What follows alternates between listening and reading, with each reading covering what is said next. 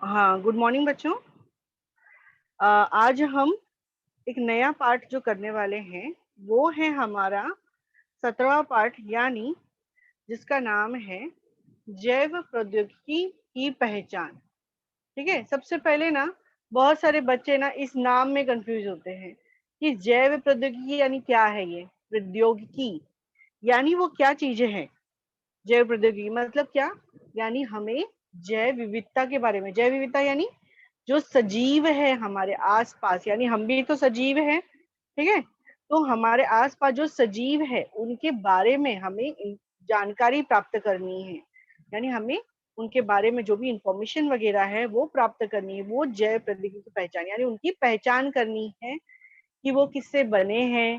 ठीक है, उनकी जीवनचर्या कैसे होती है, किस प्रकार से उनके जो शरीर के आंतरिक भाग में कार्य होता है और बाहरी भाग में कार्य होता है, तो वो कौन सी चीजें है जो कि जैव प्रौद्योगिकी में यानी जीवन शैली को चलाने के लिए, यानी जितने भी सजीव है उनको चलाने में सहायक होता है। ठीक है, तो वो है हमारा, उसको हम लोग कैसे देखते हैं, नॉर्मली वैज्ञानिकों ने कैसे पहचाना जितने भी सजीव हमारे आसपास है, तो उन्होंने सूक्ष्मदर्शी के नीचे सजीवों का सैंपल लिया, यानी जो है वो उसके नीचे देखा। ठीक है, फिर उनको पता चला यानी ये किस चीज से बना हुआ है, जितने भी सजीव हैं उनकी शरीर की रचना कैसे हुई है। ठीक है, तो इनकी शरीर की रचना कैसे हुई है, आधा से बच्चों को पता ही होगा कि जितने भी सजीव है मोस्ट ऑफ, चाहे एक कोश, चाहे इतने उसके बाद आती है कोशिका में, जब जितने भी सजीव है वो सभी का शरीर की रचना जो है वो कोशिकाओं से बनी हुई है। हमें पता है कोशिकाओं से बनी हुई जितने भी सजीव हैं, कोशिकाओं की रचना लगभग इस प्रकार होती है। ठीक है, कोशिकाओं से बनी हुई है। जैसे अभी हमको एक घर में एक दीवार बनानी है। ठीक है, तो घर में दीवार बनाते समय क्या करेगा, पहले शुरुआत हम लोग क्या करते हैं, एक एक ईंट से करते हैं। ठीक है, उसके बाद फिर 2 ईंट, फिर 3 ईंट, ऐसे ऐसे करते करते पूरी दीवार जो है वो बन जाती है। उसी तरह से जो कोशिका भी रहती हैं, पहले एकल होती है जितने भी है, फिर उसके बाद कोशिकाएं विभाजित होती जाती है, विभाजित होती जाती है। जैसे जैसे विभाजित होती जाती है वैसे वैसे उन सजीवों की शरीर की रचना भी बढ़ती जाती है। ठीक है, तो लेकिन कुछ सजीव ऐसे हैं जिनके शरीर में कोशिका विभाजित नहीं होती है, यानी सिर्फ एक कोशिका रहती है। तो ऐसे सजीवों को हम कहते हैं एक कोशिकीय सजीव। नॉर्मली अभी मैं बताऊं और भी डायग्राम कोशिका का।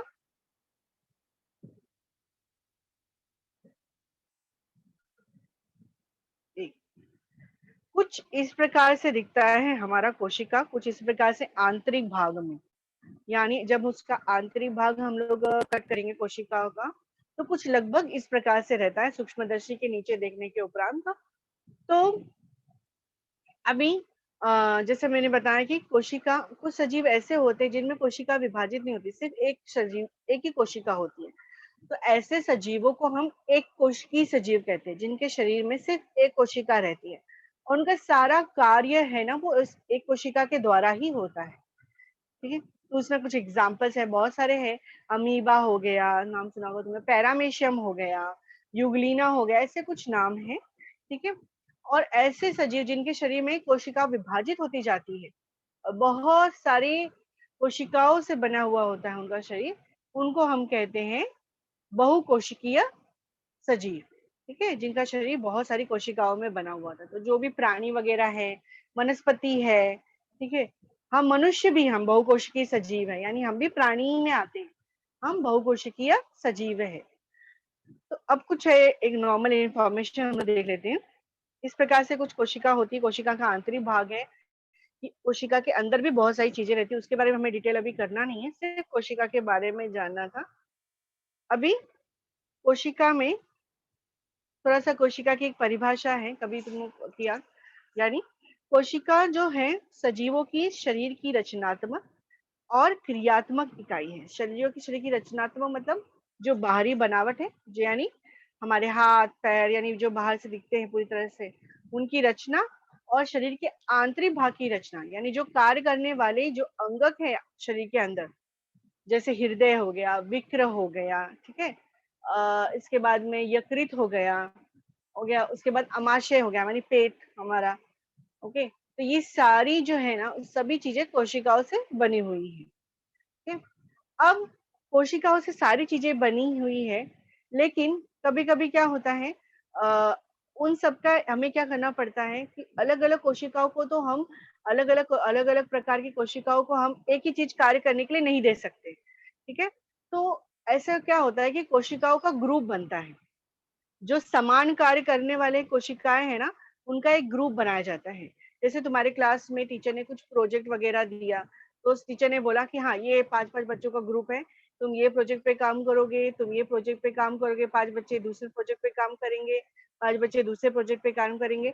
तो वैसे ही कोशिकाओं का एक अलग अलग समूह बनाया जाता है, उनको अलग अलग कार्य देते हैं कि तुम्हारा ये कार्य है, तुम्हारा ये कार्य है, इस तरह से। तो जो कोशिकाओं का समूह बनता है तो उसका तो भी नाम होगा कुछ, यानी समान कार्य करने वाले जो कोशिकाओं का समूह बनता है उसका भी एक नाम है, उसका नाम है ऊतक। उसका नाम है ऊतक कहा जाता है, यानी टिश्यूज। यानी जो सेल्स है, सेल यानी कोशिका, सेल से टिश्यूज बनता है, यानी बहुत सारे समान कार्य करने वाले कोशिकाओं का एक समूह होता है, उसे हम कहते हैं ऊतक कहते हैं। शरीर का विशिष्ट कार्य करने के लिए एकत्र आए एक जैसे कोशिकाओं के समूह को ऊतक कहा जाता है, यानी एक जैसे ही कार्य करते हैं। एक जैसे कार्य यानी शरीर के आंतरिक भाग का जो भी कार्य है, हमें पता है हमारे शरीर में अलग अलग संस्थान हैं, श्वसन संस्थान है, ठीक है, उत्सर्जन संस्थान है, पाचन संस्थान है, ये सभी अलग अलग संस्थान हैं। तो सभी अलग अलग संस्थानों में, सभी अलग अलग संस्थानों में क्या है, ओके, सभी अलग अलग संस्थानों में अलग अलग यानी कोशिकाओं का समूह यानी समान कार्य होने, तो उनको वो ऊतक कहलाता है।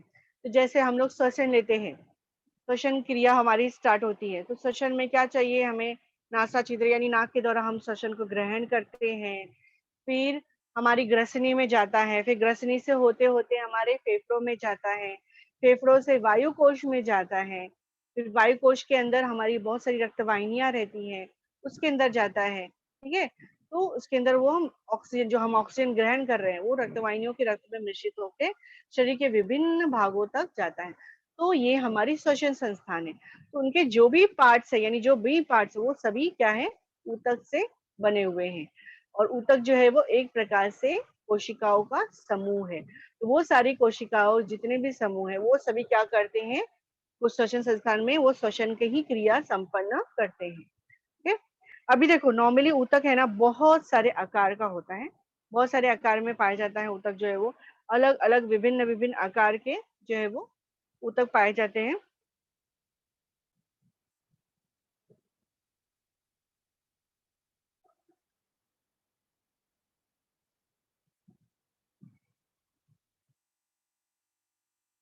ओके, यहाँ पर कुछ एक एग्जांपल दिया, जैसे कि ऊपर है ना अमीबा का आकार है जो कि एक कोशिकीय है, और दूसरा है यानी गाय का एग्जांपल दिया हुआ है। जैसे कि अमीबा वाला क्या है कि एक कोशिकीय सजीव है, जैसे मैंने पहले ही बताया कि अमीबा को एक कोशिकीय सजीव है, तो उसके सारे कार्य एक कोशिका के द्वारा ही होते हैं, उसको किसी की आवश्यकता नहीं रहती है। लेकिन हमारा जो बहुकोशिकीय प्राणी, जैसे गाय का एग्जाम्पल दिया हुआ है, वो बहुकोशिकीय प्राणी है, तो उसके सारे कार्य एक कोशिका के द्वारा नहीं हो सकते, तो उनके सारे कार्य करने के लिए क्या होता है, ऊतक होता है। तो अलग अलग ऊतक होते हैं अलग अलग संस्थान के लिए। ठीक है, तो वो कोशिकाओं के समूह से क्या बनता है, हमेशा पूछा जाएगा तो क्या बनता है, कोशिकाओं के समूह, कोशिकाओं के समूह समान कार्य करने वाले कोशिकाओं के समूह से ऊतक बनता है। ठीक है, अभी नेक्स्ट, अब जो ये ऊतक है, हमने तो बोल दिया कि समान कार्य करने वाले कोशिकाओं के ऊतक बनता है। अब ये ऊतक जो है वो कितने प्रकार का होता है, ऊतक जो है ना वो दो प्रकार से होता है। एक होता है सरल ऊतक, सिंपल टिश्यू, और दूसरा होता है जटिल ऊतक, कॉम्प्लेक्स टिश्यू। सरल ऊतक में क्या होता है, सरल ऊतक जो है वो सिर्फ एक प्रकार की कोशिका से बना हुआ था, यानी सभी कोशिकाओं का प्रकार जो होगा ना एक ही प्रकार से होगा। ठीक है, यानी उसमें जैसे अभी टीचर्स ने ग्रुप बनाया, टीचर्स को स्कूल में जो तुम्हारे प्रिंसिपल्स आते हैं कि उन्होंने एक ग्रुप बनाया, अलग अलग बच्चों का ग्रुप बनाया, ठीक है। तो कुछ बच्चे ऐसे लिए गए जो कि एक ही क्लास के थे, जैसे अभी 9th की क्लास के, तो कुछ बच्चे ऐसे थे ग्रुप के कि जो सिर्फ 9th के ही बच्चे थे, 9th के ही सिर्फ बच्चे थे, तो एक ग्रुप बनाया, ठीक है। और दूसरा ग्रुप ऐसा बनाया कि जिसमें जो भी स्कॉलर बच्चा था 5वीं से लेकर 10वीं तक, उनके सब ग्रुप बनाए। यानी एक तो ग्रुप बनाया उन्होंने जिसमें सिर्फ 9 के स्कॉलर बच्चे थे, उनका एक ग्रुप बनाया। और दूसरा क्या बनाया ग्रुप उन्होंने कि जो 5वीं से लेकर 10वीं तक जितने भी स्कॉलर बच्चे थे, उनका एक ग्रुप बनाया। यानी 5वीं से लेकर 10वीं तक जो भी स्कॉलर बच्चे थे उनको एकत्रित किया। तो यहाँ पर उन्होंने क्या किया, अलग अलग बच्चों को इकट्ठा किया, अलग अलग बच्चों को इकट्ठा किया। तो इसका मतलब क्या है, उन्होंने जैसे बच्चे क्या है, बच्चों का एग्जाम्पल माने कोशिका है, उन्होंने अलग अलग कोशिकाओं को एकत्रित किया। तो जब अलग अलग कोशिकाओं को एकत्रित करते हैं तो उसको हम बोलते हैं जटिल ऊतक, जटिल ऊतक। और जिसमें समान कोशिकाएं होती, जैसे कक्षा 9वीं ही है, 9वीं के ही स्कॉलर बच्चों को लिया गया है, 9वीं के जितने भी डिवीजन उनके ही सिर्फ स्कॉलर बच्चों को लिया गया है, यानी स्टैंडर्ड समान है, सभी समान है। तो कोशिकाएं समान है, एक जैसी ही है। एग्जाम्पल यह बच्चों का एग्जाम्पल कोशिका से कंपेयरिंग कर रहे हैं। तो जब एक ही प्रकार से कोशिका बनता है, एक ही प्रकार की सरल ऊतक जो होता है सिर्फ एक प्रकार से, एक ही प्रकार की कोशिकाओं से बनता है। और जटिल जो ऊतक होता है वो एक से अधिक प्रकार की कोशिकाओं से बनता है। ये फर्क है जटिल और सरल में। सरल जो एक प्रकार की कोशिकाओं से बनता है, और जटिल जो है एक से अधिक प्रकार की कोशिकाएं रहती हैं, यानी अलग अलग प्रकार की, जैसे मैंने बोला ना, अलग अलग क्लास के अलग अलग स्कॉलर बच्चों को लिया गया, ठीक है। तो उसको हम कहते हैं जटिल ऊतक कहते हैं। अब सरल ऊतक में क्या प्रकार आता है, सरल ऊतक में अभिस्तर ऊतक आता है, और वनस्पतियों के मूल ऊतक आता है, ठीक है। और जैसे अभी ये, हाँ, ये कुछ एग्जाम्पल है इसका, सरल ऊतक जटिल ऊतक इस तरह से दिखाई देता है। देखो सरल ऊतक कैसे दिखाई दे रहा है, एक जैसे ही दिखाई दे रहा है, कुछ फर्क नहीं है, सब एक जैसे समान दिखाई दे रहा है सरल ऊतक। और जटिल ऊतक क्या है, पूरी तरह से अलग अलग जो है वो उसमें मिक्स हुआ है, यानी उसमें बहुत सारी विभिन्न विभिन्न प्रकार की कोशिकाएं मिलती है, तो वो होता है हमारा जटिल ऊतक। ये है सरल ऊतक, और जटिल ऊतक इस प्रकार से दिखाई देता है सूक्ष्मदर्शी के नीचे।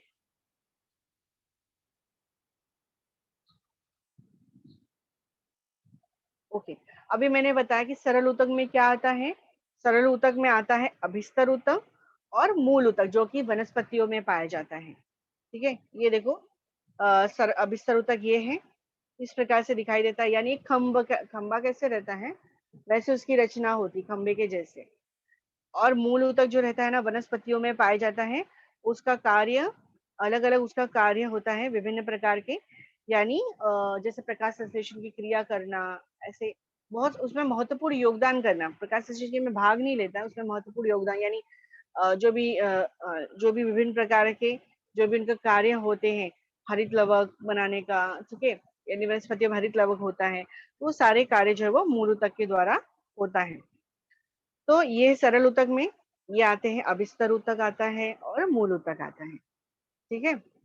अभी जटिल ऊतक में क्या एग्जांपल बताया मैंने, जटिल ऊतक में क्या आता है, जटिल ऊतक में जो आता है ना प्राणियों की रक्त वाहिनियां, अभी ये क्लियर नहीं बराबर से रहेगा, प्राणियों की जो रक्त वाहिनियां, हमें पता है रक्त वाहिनियां हमारे पूरे शरीर में फैली हुई है, ठीक है।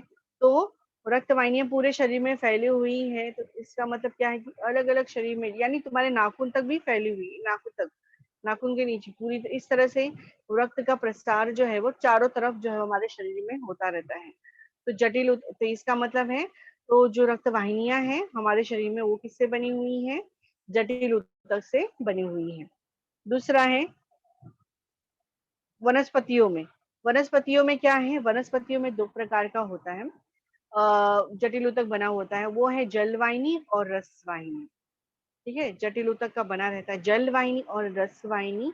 नाम से ही पता चलता है, जलवाहिनी मतलब क्या, जल पहुंचाने का कार्य करता है, यानी जो भी जड़ों के द्वारा जल को अवशोषित किया जाता है, वनस्पतियां जड़ों के द्वारा जो भी जल को अवशोषित करती है, उसको, अभी पेड़ बड़ा है तो विभिन्न भागों तक पहुंचना चाहिए, तो कैसे पहुंचेगा वो जड़ों के द्वारा? अब जड़ इतना नीचे है, पेड़ इतना ऊंचा है, तो कैसे पहुंचेगा? तो उसके लिए क्या होती है, वहां पर जलवाहिनी होती है, उनकी जड़ों के पास ही जलवाहिनी होती है। वह जल को अवशोषित करके विभिन्न भागों तक, पेड़ के विभिन्न भागों तक क्या करती है, पहुंचाती है। यह कार्य होता है जलवाहिनी का। ठीक है, तो ये जलवाहिनी किससे बनी होती है? जटिल ऊतक से बनी हुई होती है। अब इसके बाद में जो रसवाहिनी होती है, रसवाहिनी का क्या कार्य है? हमें पता है कि वनस्पतियां अपना भोजन जो है पत्तियों में बनाती है। ठीक है, क्योंकि वनस्पति को अपना भोजन बनाने के लिए क्या चाहिए रहता है? हरित लवक चाहिए रहता है। तो हरित लवक कहाँ रहता है? उनकी पत्तियों में रहता है। तो वहां पे जो भोजन बनता है उनकी पत्तियों में, उस भोजन को विभिन्न भागों तक पहुंचना चाहिए, यानी उनकी जड़ों में पहुंचना चाहिए। यानी उस भोजन से प्राप्त हुई जो ऊर्जा है, कार्बोज पदार्थ है, वो कहाँ पे पहुंचेगा? उनकी जड़ों तक पहुंचेगा, अलग अलग भागों तक पहुंचेगा पत्तियों के, वृक्षों के। तो क्या, कौन पहुंचाता है? वो है रसवाहिनी। रसवाहिनी जो है विभिन्न भागों तक पहुंचाने का कार्य जो है वो करती है।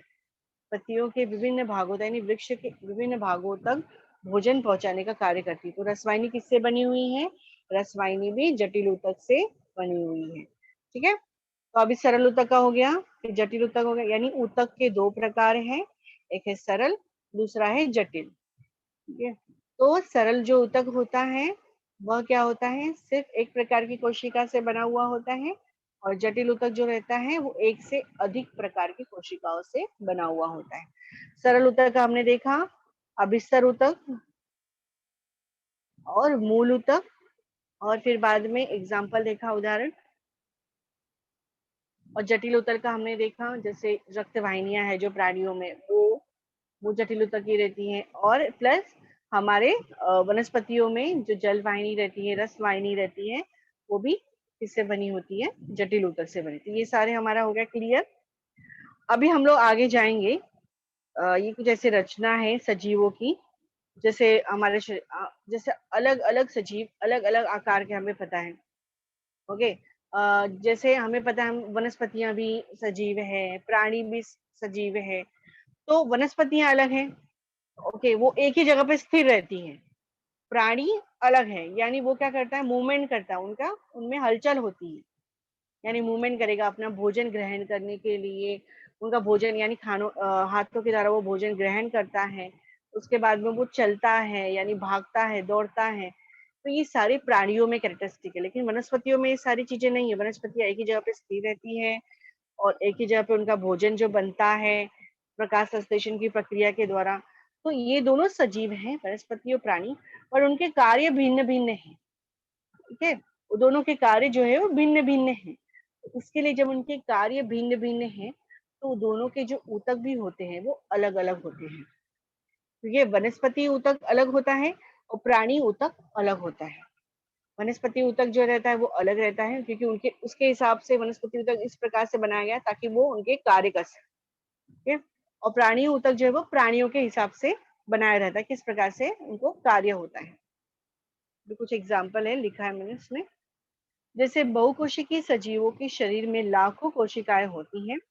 इन कोशिकाओं का समूह में विभाजन होते हुए भी प्रत्येक समूह एक विशिष्ट कार्य करने की क्रिया करता है।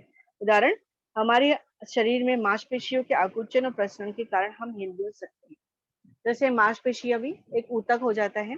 जैसे हम जो भी हाथ हिलाना, पैर हिलाना, ठीक है, ये प्राणी के बारे में हो रहा है, यानी हाथ हिलाना, पैर हिलाना, ये सब प्राणी करते हैं। तो यानी जिस तरह से डायग्राम, जैसा अभी ये डायग्राम में बताया है, किस प्रकार से यानी ऊपर नीचे यानी हाथों के द्वारा करना। तो वो सब कैसे होता है? वो हमारे जो मसल्स रहते हैं, यानी मांसपेशियां रहती है, उनमें अंकुचन और प्रसरण होता है। तो अंकुचन और प्रसरण किस किस तरह से होता है? तो अंकुचन और प्रसरण जो रहता है उसमें जो ऊतक रहता है, जिस ऊतक से वो बना हुआ है, ठीक है, उसके द्वारा वो होता है। तो अब इसके बारे में हम डिटेल में आगे पढ़ेंगे, अभी नहीं तो नेक्स्ट क्लास में। जैसे अभी मैंने बताया, वनस्पतियां जो रहती हैं वो एक ही जगह पे स्थिर रहती हैं। ठीक है, तो उनका जो है वो, वनस्पतियों में जब एक ही जगह पे स्थिर रहती हैं, स्थिर होने के कारण उनके बहुत सारे ऊतक आधार देने वाले होते हैं। वनस्पति में वृद्धि उनके शरीर के निश्चित भागों में होती है जहां विभाज्य ऊतक पाया जाता है। तो ये एग्जाम्पल है, जैसे ये देखो, इस प्रकार से विभाज्य ऊतक जो रहता है वो वनस्पतियों में पाया जाता है, जो कि उनका कार्य जो है वो करता है। यानी जो उनको कार्य, उनका भोजन बनाना, यानी भोजन के उपरांत जो भोजन को पहुंचाना विभिन्न भागों तक, जल को पहुंचाना, जैसे मैंने बोला जल वाहिनी वगैरह होता है, तो ये सब उसके अंदर आते हैं। ठीक है, तो उसके बारे में हमें, वनस्पति ऊतक के बारे में हमें बिल्कुल भी अभी नहीं पढ़ना है। हमें पढ़ना है जो कि आज का हमारा टॉपिक है, यानी प्राणी ऊतक के बारे में करना है। ठीक है, तो अभी तो हम लोग ऊतक कर रहे थे। तो वनस्पति ऊतक जैसे प्राणी ऊतक, यानी मनुष्य को अन्न जल ग्रहण करने के लिए क्या करनी चाहिए, ऊर्जा की आवश्यकता है। प्राणियों को अन्न निवास हाथी को खोज के लिए सतत गतिविधियां या स्थानांतरण करना पड़ता है, जिससे उन्हें अधिक ऊर्जा की आवश्यकता होती है। प्राणियों के अधिकांश ऊतक जीवित कोशिकाओं के द्वारा तैयार किए जाते हैं। ठीक है, मृत कोशिकाएं भी होती है, जीवित कोशिकाएं भी रहती है। मृत कोशिकाएं यानी जो हम शरीर के बाहर हम लोग करते हैं ना पूरी तरह से, जिसे हम बोल सकते हैं, जब मैल निकलती है, जैसे अभी हम लोग अपने हाथ को घसते वगैरह है, तो जो ऊपर की जो चमड़ी की तरफ जो मैल निकलती है ना, मैल हम जो बोलते हैं, वो क्या होती है, मृत कोशिकाएं रहती है। यानी वो मृत कोशिकाएं वो पूरी तरह से हमारे शरीर के बाहर निकल रही है। तो मोस्ट ऑफ जो प्राणी होता है, उनके शरीर की रचना जीवित कोशिकाओं से ही बनी होती है, क्योंकि उनके शरीर के हालचाल होना चाहिए। जैसे चूहा है, चूहा भी तो प्राणी है, उसको भोजन यानी सर्च करने के लिए, भोजन चलने भागने के लिए, दौड़ने के लिए ऊर्जा आवश्यकता है। तो वो सारी चीजें उनकी जो अंदर जो गतिविधियां हैं वो अलग अलग होती हैं। तो वो सभी गतिविधियां किसके द्वारा होती हैं, वह यानी प्राणी ऊतक में अलग अलग संस्थान होते हैं जिनके द्वारा उनकी गतिविधियां ये सारी होती है। तो अभी हमारा टॉपिक है इस बार, हम जैसे मैंने बताया कि वनस्पतियों में ऊतक अलग रहता है, प्राणियों का ऊतक अलग होता है। तो वनस्पति या ऊतक जो हम उसके बारे में अध्ययन नहीं करना है, हमें करना है, अभी हमारा टॉपिक है वो है प्राणी ऊतक। ठीक है, तो स्टार्टिंग से एक बार रिवाइज कर लें। जैसे कोशिकाओं के सारे समूह से, कोशिका क्या है, शरीर की रचनात्मक और क्रियात्मक इकाई है। ठीक है, कोशिकाओं के समूह से मिलकर क्या बनता है, ऊतक बनता है। ऊतक के जैसे हमने दो प्रकार देखे, एक सरल ऊतक, दूसरा जटिल ऊतक। और इसके बाद हमने उपरांत में ये भी प्राप्त जानकारी ली कि जो वनस्पतियां होती हैं वो प्राणी होते हैं, दोनों के ऊतक अलग अलग होते हैं। वनस्पति ऊतक अलग होता है और प्राणी ऊतक जो रहता है वो अलग रहता है। तो अभी हमें अध्ययन करना है प्राणी ऊतक के बारे में। जैसे कि प्राणियों के शरीर में अनेक अंग एकत्र आकर कार्य विशिष्ट करते हैं। फेफड़े हो गया, श्वसन नलिका हो गया, ठीक है, जैसे अंग कुछ विशिष्ट मांसपेशियों के आंकुचन व प्रसरण, जैसा भी मैंने बताया ना, मांसपेशियों के आंकुचन और प्रसरण करने के लिए भी क्या होता है, वो ऊतक होता है, अंग। और उसके बाद में अब ये श्वसन नलिका की बात हो रही है। जैसे फेफड़े और श्वसन नलिका, हमारी श्वसन नलिका जो रहती है, ठीक है, जिसे हम ग्रसनी, वो क्या होता है, उनमें आंकुचन और प्रसरण होता है प्रॉपर तरीके से। आंकुचन मतलब सिकुड़ना और प्रसरण मतलब फैलना के कारण श्वसन कार्य पूर्ण कर पाते हैं। इन कार्यों के अनुसार ऊतक का अलग अलग प्रकार से वर्गीकरण किया है। तो वर्गीकरण हम लोग पहले बाद में करते हैं। सबसे पहले देख लो, जैसे हमारे शरीर के अंग अलग अलग है, ठीक है, हमारे शरीर के आंतरिक भाग में अलग अलग अंगों को अलग अलग कार्य दिया है, तो उससे वो संस्थान बनाते हैं। ठीक है, पहले इसमें बताया है कि जैसे जो रक्त वाहिनियां हैं, उसके अंदर जो रक्त प्रवाह हो रहा है, तो वो भी एक प्रकार से रक्त ऊतक होता है। जैसे हृदय, हृदय भी ऊतक से बना हुआ है। उसके बाद में हमारी जो छोटी आंत है, बड़ी आंत है, वो भी सारे जो है वो ऊतक से बने हुए हैं। यानी तो उसके बाद यानी बहुत सारे जो कार्य हैं, मस्तिष्क हो गया हमारे शरीर के, तो अलग अलग जैसे बताए, सभी मोस्ट ऑफ जितने भी आंतरिक भाग हैं वो सभी किससे बने हुए हैं, ऊतक से बने हुए हैं। ओके, अभी यहाँ पर नहीं। तो जैसा मैंने पहले बताया कि ऊतक में वो एक ग्रुप होता है कि उनको वही कार्य करना है। जैसे कोशिकाओं का समान कार्य करने वाले कोशिकाओं को वो ऊतक बनाता है। तो श्वसन संस्थान में वो क्या होता है, श्वसन लेने का कार्य होता है। उत्सर्जन संस्थान में क्या होता है, जो भी अनवांटेड चीज है, जो भी हमारे शरीर के अंदर अनयूज है, मतलब जो हमारे लिए अनुपयोगी है, नुकसानदायक है, उसको शरीर के बाहर निकालता है, वो उत्सर्जन संस्थान है। तो उत्सर्जन संस्थान में हमारा क्या आते हैं, हमारा जो रहेगा विक्र आता है, यानी किडनी आती है, फिर मूत्र नलिका यानी नलिका रहती है, वो सभी किससे बने हुए हैं, ऊतक से बने हुए हैं। उसके बाद में पाचन संस्थान आ गया। पाचन संस्थान में हमारा क्या है, जिसे हम बोलेंगे हमारे ग्रसनी है, उसके बाद में अ, हमारा आमाशय है, पेट है, फिर उसके बाद में छोटी आंत है, बड़ी आंत है, ये सभी पाचन संस्थान में आते हैं। तो वो सभी एक प्रकार की ऊतक से बने हुए हैं। तो इस प्रकार से अलग अलग जो है वो कार्य, सभी जो है वो समान कार्य करने वाले, जो उनको एक ग्रुप में अलग अलग बांटा। ये तुमको खान पाचन करना है, ये तुम्हारा श्वसन लेना है, ठीक है, तुम्हें उत्सर्जन संस्थान का काम है। दूसरे का रक्त परिसंचरण संस्थान का काम है। रक्त यानी रक्त परिसंचरण मतलब रक्त को विभिन्न भागों तक पहुंचाना, शरीर के विभिन्न भागों तक पहुंचाना, उसे परिसंचरण कहते हैं। शरीर के विभिन्न भागों तक रक्त को पहुंचाना उसे परिसंचरण कहा जाता है। तो परिसंचरण कौन कराता है, शरीर के विभिन्न भागों तक कौन कराता है, वो है हृदय। ठीक है, हृदय एक प्रकार से पंप का कार्य करता है, यानी जो पुश करता है, यानी जो प्रेशर देता है रक्त को विभिन्न भागों तक पहुंचाने का। और विभिन्न भागों से जो रक्त है, जो अनावश्यक रक्त है, ठीक है, उसको क्या करता है, अपने पास लेता है, और उसको उस रक्त को क्या करता है, अभी उसके बारे में तुम इसमें 10th में पढ़ोगे फुल डिटेल में कि यानी वो होता क्या है पूरा प्रोसीजर। यानी रक्त को लेके जाने का, ले आने का कार्य जो है वो हृदय करता है। तो वो एक प्रकार से तो हृदय भी क्या है, वह ऊतक से बना हुआ है, यानी समान कार्य करने वाले ऊतकों से बना हुआ है। तो अभी जैसे मैंने बताया कि जैसे अभी देखा हमने ऊतक सरल ऊतक में आता है, जटिल ऊतक में रहता है। उसी प्रकार से जो प्राणी ऊतक भी है, जो प्राणियों में जो ऊतक पाए, उसका भी वर्गीकरण किया गया है। तो उसका वर्गीकरण किसमें किया गया है, 4 प्रकार से है। एक है अभिस्तर ऊतक, दूसरा है संयोजी ऊतक, तीसरा है मांसपेशी ऊतक, चौथा है तंत्रिका ऊतक। ठीक है, यानी पहला है, उसके 4 प्रकार हैं इस प्राणी ऊतक के। अभिस्तर ऊतक है, संयोजी ऊतक है, मांसपेशी ऊतक है, और तंत्रिका ऊतक है। ठीक है, तो ये 4 प्रकार के यानी प्राणियों में ये ऊतक पाए जाते हैं। तो सबसे पहले हम लोग थोड़ा सा जानकारी इसमें करते हैं अभिस्तर ऊतक के बारे में। ओके, यहाँ पे देखो ये डायग्राम, यानी जैसे कि रचना बताई है, ये सिर्फ हमारे यानी एक लीवर का एग्जांपल दिया हुआ है। ओके, तो लीवर का एग्जांपल यानी उसमें किस प्रकार से देखो, स्नायु ऊतक भी होता है, संयोजी ऊतक भी रहता है, चेता यानी तंत्रिका ऊतक, चेता यानी तंत्रिका ऊतक, अभिस्तर ऊतक भी प्रेजेंट होता है।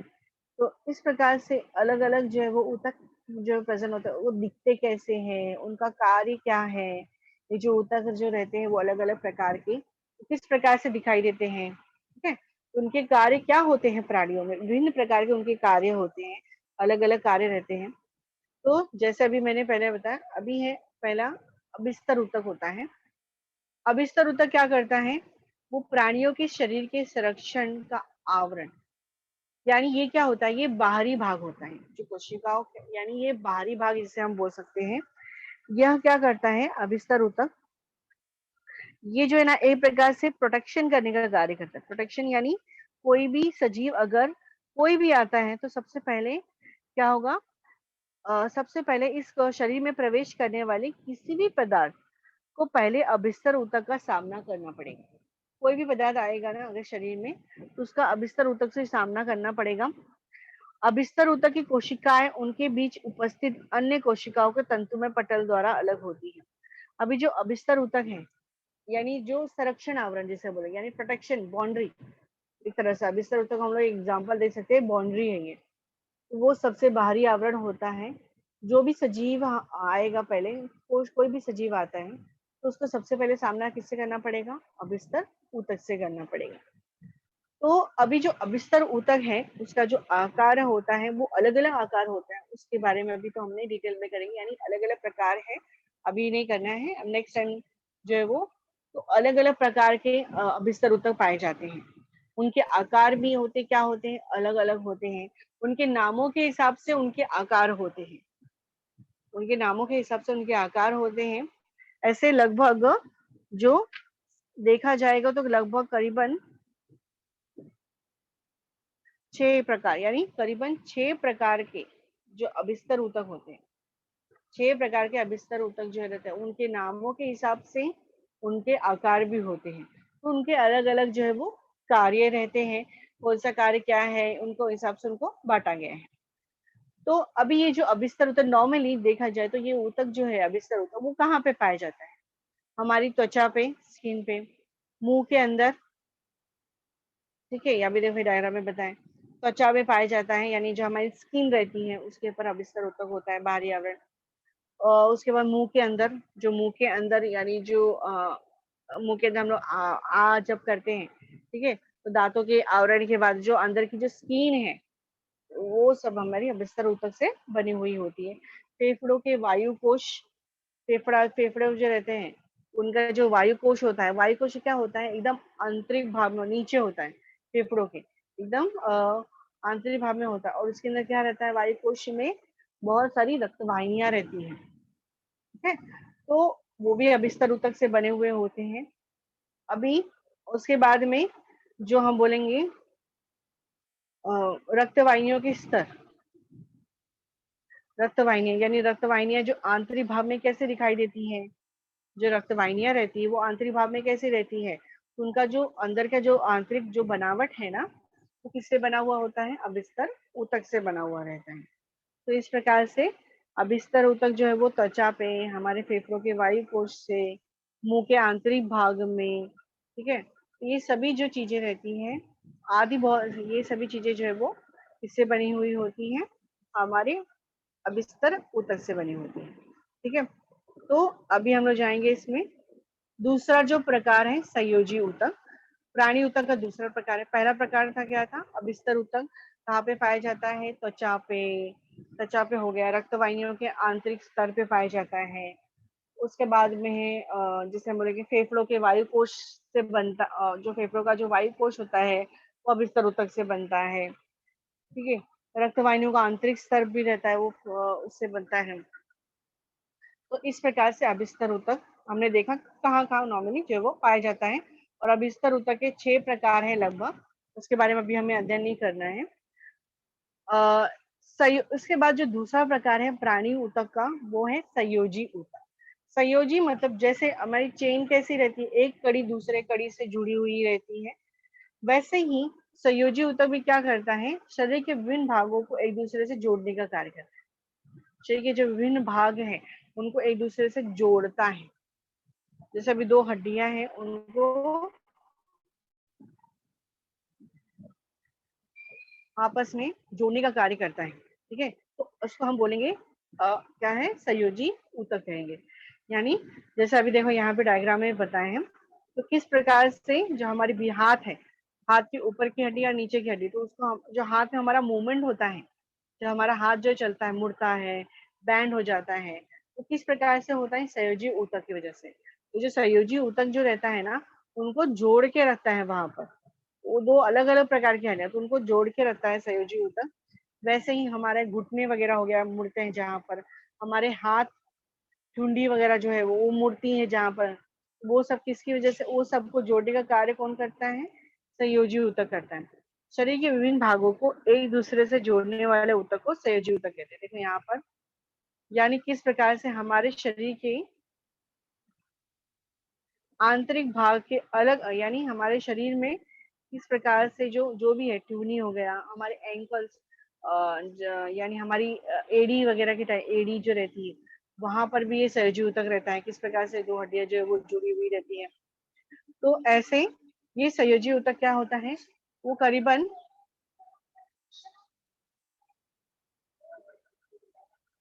दो हड्डियों को जोड़कर रखता है, करीबन दो हड्डियों को ये जोड़ के रहता है, ये कार्य होता है संयोजी ऊतक का। और जो कि प्राणी ऊतक का बेटा जो कि प्राणी ऊतक का दूसरा प्रकार है।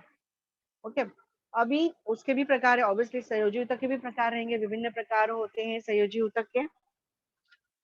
तो संयोजी ऊतक का देखा जाए तो कितने होते हैं, लगभग 7 प्रकार होते हैं संयोजी ऊतक के। संयोजी ऊतक के जो रहते हैं ना, वो 7 प्रकार होती है। और संयोजी ऊतक क्या करती है, वह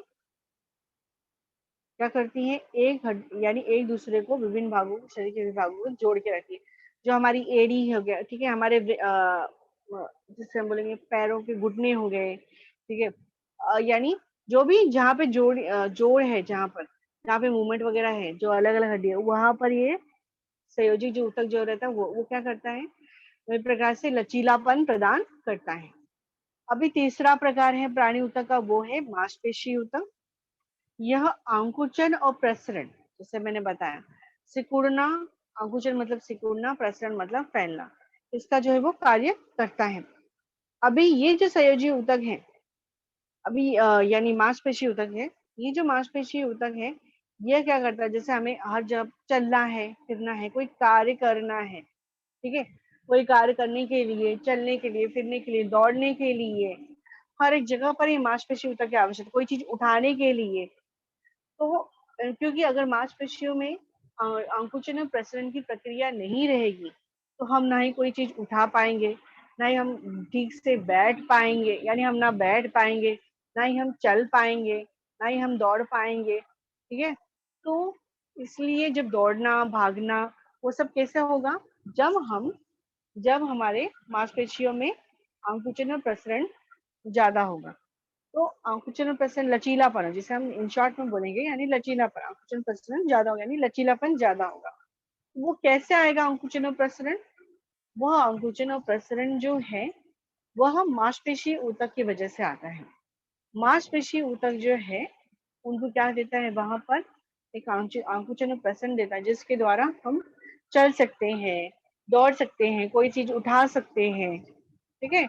जैसे हम खेलते हैं, स्पोर्ट्स वगैरह में बच्चों को बहुत इंटरेस्ट रहता है, क्रिकेट हो गया फुटबॉल, बॉल, जो भी है, बहुत सारे गेम्स है, कितने भी बहुत सारे गेम्स है, जो भी हम खेलते हैं, तो उन सब में हमें क्या चाहिए, लचीलापन चाहिए मांसपेशियों में। तो वो लचीलापन कहाँ से आएगा, वो इस मांसपेशी ऊतक के द्वारा आता है। तो ये जो मांसपेशी ऊतक है, उसके द्वारा क्या होता है, लचीलापन जो है वो आता है। अंकुचन, मांसपेशी ऊतक क्या करता है, अंकुचन और प्रसरण का कार्य जो है वो अच्छे से करता है, ताकि हमारे इसमें यानी मांसपेशियों में अच्छे से मूवमेंट हो सके। तो ये था हमारा तीसरा प्रकार, मांसपेशीय ऊतक, मस्कुलर टिश्यू जिसे हम कहते हैं। चौथा है, लास्ट वाला अंतिम, तंत्रिका ऊतक, ठीक है। अभी तंत्रिका, तंत्रिका यानी नर्वस सिस्टम। अभी जो हमें पता है कि जो हमारा पूरे शरीर को मस्तिष्क कंट्रोल करता है, यानी ब्रेन जो रहता है वो पूरे शरीर को सिग्नल भेजता है, ठीक है। तो अब ये सिग्नल जो भेजता है, तो उसको पहुंचाने भी तो कोई चाहिए, यानी उसको पहुंचाना के लिए कोई रहना चाहिए। और वो सिग्नल क्या, किस चीज के लिए सिग्नल भेजना है, किस चीज के लिए हमें आवश्यकता है, तो वो जो संदेश है, वो मस्तिष्क तक पहुंचना भी तो चाहिए। तो वो मस्तिष्क तक कैसे पहुंचेगा, वो मस्तिष्क तक कैसे पहुंचेगा, वह मस्तिष्क तक कैसे पहुंचेगा, वो संदेश वगैरह, वो मस्तिष्क तक पहुंचाने का कार्य वो कौन करता है, वो तंत्रिका तंत्र करती है। जैसे अभी हमें लग गया अचानक से, चलते चलते हम गिर गए, तो जो दर्द है का एहसास है, वो सब वो तुरंत संदेश कौन पहुंचाता है, तंत्रिका तंत्र पहुंचाता है हमारे मस्तिष्क तक। तो मस्तिष्क यानी ब्रेन जो है, वो तुरंत रिस्पॉन्स करता है, और तुरंत कि हाँ भाई, हम यानी अभी कोई चीज गर्म है, जैसे बर्तन गरम गरम हाथ छुआ हमने, तो तुरंत हाथ हटाना है, या फिर हमें चोट लग गई हो तो दर्द जो है वो, उसके उसके उपरांत क्या करना है, तो वो सारे संदेश, सब कुछ, अभी क्या बोलना है, जैसे अभी मैं तुमको लेक्चर दे रही हूँ, मैं मुझे क्या बोलना है, मेरे के इसमें क्या कंट्रोल, तो वो सारी चीजें जो है मस्तिष्क के द्वारा हो रही, वो सारे सिग्नल जो है, वो सारे संदेश जो मस्तिष्क के द्वारा ही हो रहे हैं, ठीक है।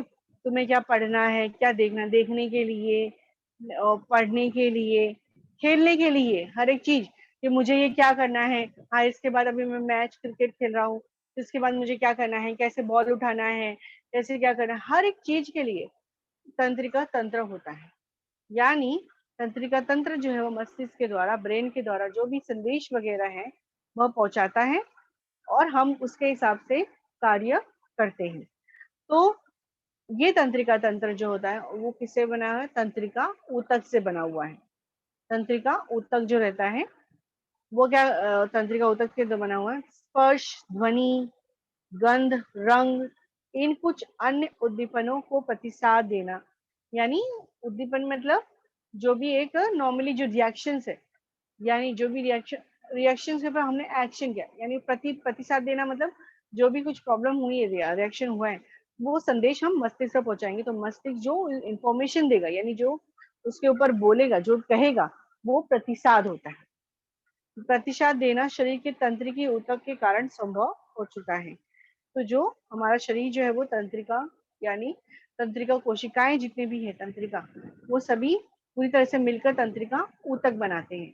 ठीक है। तो वो तंत्रिका ऊतक जो है वो हमारे विभिन्न कार्यों में, स्पर्श हो गया, ध्वनि हो गया, संगीत सुनते हैं हम, तो वो संगीत को पहचानना भी तो चाहिए। ठीक है, किस अभी जब हम सब सुन रहे हैं संगीत, देख नहीं रहे, सुन रहे हैं, लेकिन अगर हमें उसकी आवाज पता रहती है, उसके हमें पहले मालूम, हाँ ये आवाज किसकी है, ये इस गायक की है, ये उस गायक की है, तो हमारे दिमाग में वो फिट रहता है कि ये आवाज जो है वो इस गायक की है।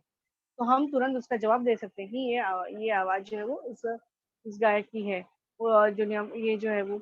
तो इस प्रकार से वो कैसे हमें पता चलता है, कोई चित्र हम देखते हैं, किसके बारे में हमने पढ़ा रहता है, हाँ किसके बारे में हमने नहीं पढ़ा रहता, हमारे पूरी तरह से ब्लैंक रहते हैं, यानी हमने कभी उसको देखा ही नहीं रहता, तो हम उसको नहीं पहचान सकते। उस टाइम पे मस्तिष्क हमारे कोई भी रिस्पॉन्स नहीं दे सकता, क्योंकि उसने उसको देखा ही नहीं है कभी।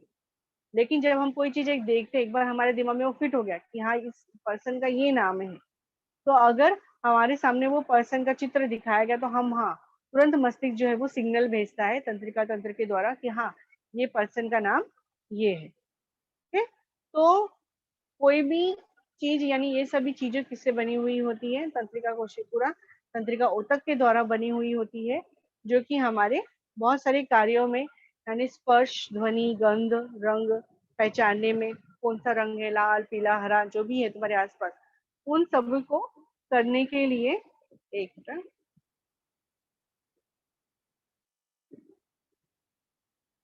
होता है। ओके। तो अभी हम लोगों ने देखा कि किस प्रकार से जो प्राणी ऊतक होता है, शुरुआत से हमने क्या किया, शुरुआत से हमने देखा कि कोई भी चीज की रचना, जो भी सजीव है, सभी सजीव कोशिकाओं से बने हुए हैं। ठीक है। नॉर्मली एक लाइन में परिभाषा बोला जाए तो कोशिका शरीर की रचनात्मक और क्रियात्मक इकाई क्या है, कोशिका है। ठीक है। अब कोशिका जो है अलग अलग कार्य करने के लिए अलग अलग समूह बनाती है। तो जो अलग अलग समूह बनता है, कोशिकाओं के समूह को हम क्या कहते हैं, ऊतक कहते हैं, ऊतक कहा जाता है। अब ये ऊतक भी दो प्रकार से रहते हैं, एक सरल ऊतक रहता है और एक जटिल ऊतक रहता है। सरल यानी सिर्फ एक ही प्रकार की कोशिकाओं से बनता है, जटिल यानी एक से अधिक प्रकार की कोशिकाओं से बनता है। तो सरल ऊतक में हमने देखा, प्रकार देखा, अभिस्तर ऊतक देखा, ठीक है, मूल ऊतक देखा। जटिल ऊतक में हमने क्या देखा कि जटिल ऊतक किससे बनता है, जो हमारी जो रक्तवाहिनियां हैं, रक्तवाहिनियों का जो आंतरिक भाग है वो, यानी बोल सकते हैं जटिल ऊतक से बनता है। उसके बाद में वनस्पतियों में जो जल वाहिनी रहती है, रस वाहिनी रहती है, वो भी जटिल ऊतक से बनता है। ये हो गया हमारा ऊतक के बारे में। अभी हम लोग जाने, जैसे मैंने बताया कि सजीव हमारे इसमें आसपास वनस्पतियां हैं, प्राणी, अलग अलग प्रकार के सजीव हैं। तो वनस्पतियों का ऊतक अलग होता है और प्राणियों का ऊतक अलग होता है। तो हमारा टॉपिक था आज प्राणियों का ऊतक किस प्रकार से रहता है। तो प्राणियों का ऊतक कहाँ, प्राणियों के ऊतक में क्या होता है, यानी हर जगह पर उपस्थित है, जैसे फेफड़ों में, श्वसन नलिका में, जैसे मैंने बताया हृदय, सब आंतरिक भाग जितने भी अंगक है ना, वो सभी ऊतक होते हैं। तो ऊतक के नॉर्मली चार प्रकार देखे हमने, अभिस्तर ऊतक, संयोजी ऊतक, मांसपेशी ऊतक और तंत्रिका ऊतक। तो सबके अलग अलग जो है वो देखा हमने। कि किस प्रकार से अभिस्तर ऊतक कहाँ पे पाया जाता है, त्वचा, मुंह, रक्तवाहिनियों के स्तर पे। फिर उसके बाद में हमने देखा संयोजी ऊतक कैसे एक दूसरे यानी शरीर के विभिन्न भागों को जोड़ने का कार्य करता है। एड़ी हो गई हमारी, हाथ, उसके बाद में जैसे हम बोलेंगे घुटना वगैरह हो गया, ये सभी जगहों पर अभी संयोजी ऊतक होता है। मांसपेशी ऊतक हमें लचीलापन देता है, अंकुचन और प्रसरण देता है। और चौथा प्रकार हमारा तंत्रिका ऊतक, जो कि नियंत्रण करने का कार्य करता है। तो ये था हमारा आज का टॉपिक, जो हमने प्राणी ऊतक ऊतक से शुरुआत किया और प्राणी ऊतक के बारे में अध्ययन किया, और प्राणी ऊतक के कौन कौन से प्रकार हैं सिर्फ उसके बारे में देखा कि इन प्रकारों को क्या कहा जाता है, क्या है। अब ये तो टॉपिक है, इससे रिलेटेड आपको किसी बच्चों को कोई भी प्रश्न है, कुछ नहीं समझ में आया है, कोई डाउट है, तो आप मुझसे अभी पूछ सकते हो। किसी बच्चों को इससे रिलेटेड जो हमने टॉपिक किया उससे रिलेटेड कोई भी डाउट है?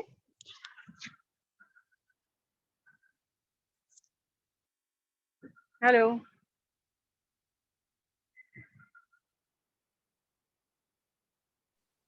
हेलो। हेलो। हाँ सर।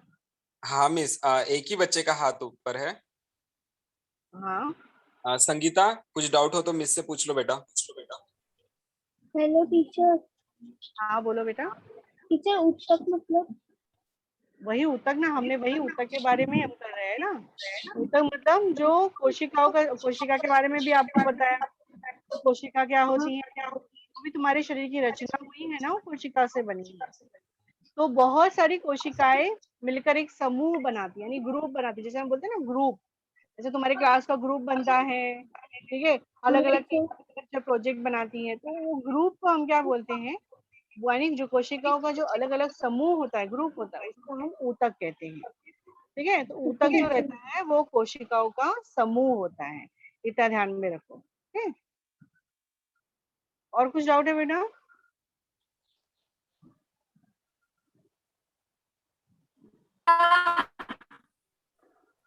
Hello miss. हाँ बोलो। मिस मेरी आवाज आ रही है?